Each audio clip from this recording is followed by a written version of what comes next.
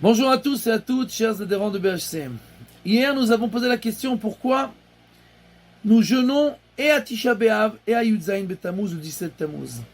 Et nous avons amené une parabole, aujourd'hui nous amènerons une deuxième parabole. Il y avait un pauvre qui habitait dans une bicoque de bois pourri de tous les côtés et qui voulait rénover sa maison.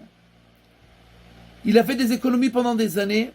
Après quelques années, il vient chez un vendeur de bois et il lui demande, il veut des poutres pour faire une nouvelle maison. Combien tu as besoin de poutres? Comme ça. Ok, c'est ça le prix. Il dit, mais j'ai même pas le dixième du prix. Est-ce que tu peux faire une remise? Il dit, écoute, faire une remise, c'est monnaie courante, mais là, t'as même pas un dixième du prix, c'est pas une remise. Tu veux que je te donne ça gratuitement? Écoute, c'est impossible. Il dit, mais tu sais quoi? L'année dernière, j'ai fait une mauvaise affaire. J'ai acheté des poutres de bois qui sont un peu en mousseuses comme ça. Pas de bonne qualité. Je sais pas qu'est-ce qu'on peut faire avec. Prends-les. Peut-être tu pourras faire quelque chose avec.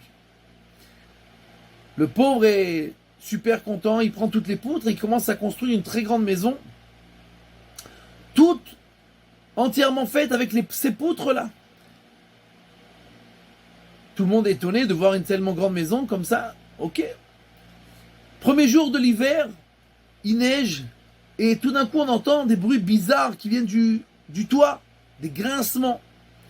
Alors la femme lui dit, peut-être que tu vas enlever la neige qui s'accumule sur le toit. Je vais enlever la neige, il va tomber encore de la neige. Le soir on entend des grincements encore plus forts. Il va amener un professionnel qui lui dit, mais écoute, je vois que ta maison est faite avec des poutres de bois qui sont un peu en mousse. Tu as fait toute la maison comme ça? Il lui dit oui. Même les poutres qui tiennent le toit? Il dit oui. Il dit mais écoute, elle va jamais tenir ta maison. Écoute, je suis prêt à te vendre des poutres en fer pour tenir le toit au moins. Il dit combien ça coûte? Il dit 10 roubles la poutre. Il dit mais ça va pas ou quoi? J'ai pas une somme pareille. C'est pas grave. Comme le chien qui aboie et qui ne mord pas, les poutres grincent et ne tomberont pas. Il dit écoute, fais-moi plaisir, demande conseil à d'autres personnes, mais ne reste pas dans cette maison. Hein? C'est bon, merci pour le conseil. Pendant la nuit, on entend un bruit énorme de grincement.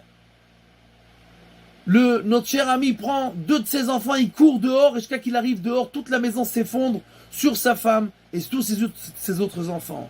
Le lendemain, il les a tous pris et il les a amenés au cimetière.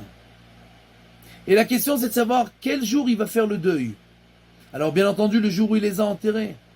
Mais pas seulement. Le jour aussi, avant l'enterrement, où on l'a prévenu, on lui a dit, fais attention, ça va tomber. Et il n'a pas écouté. Le deuil, c'est sur le fait qu'on a été stupide de ne pas écouter, d'entendre et de voir qu'on te fait des signes. Fais attention. Nous faisons le deuil à Tisha B'Av, mais nous faisons aussi le deuil le 10 Tevet et le 17 Tammuz, où on nous a prévenus, où on nous a dit fais attention, le toit est en train de grincer, ça va tomber. Et en fait, on fait le deuil sur nous-mêmes, comme on a été suffisamment stupide pour ne pas entendre, pour ne pas voir, pour ne pas comprendre, pour ne pas se préparer. Et malheureusement, ce n'est pas seulement dans le deuil du peuple juif entier, mais c'est aussi dans notre vie en général, en particulier, Dieu parle avec chacun d'entre nous et donne des signes à chacun dans les domaines de sa vie où il doit faire attention. Et nous devons faire attention tout le temps d'écouter, d'entendre, de regarder, de voir comment Dieu nous parle et nous dit « Oh, fais attention ici, fais attention là-bas » pour que, contrairement à cette pauvre personne-là qui a dû être en deuil 2 jours, nous au moins, on fera attention et on écoutera et on se préparera et on réparera pour pouvoir être attachés toute notre vie, être seulement que dans la joie.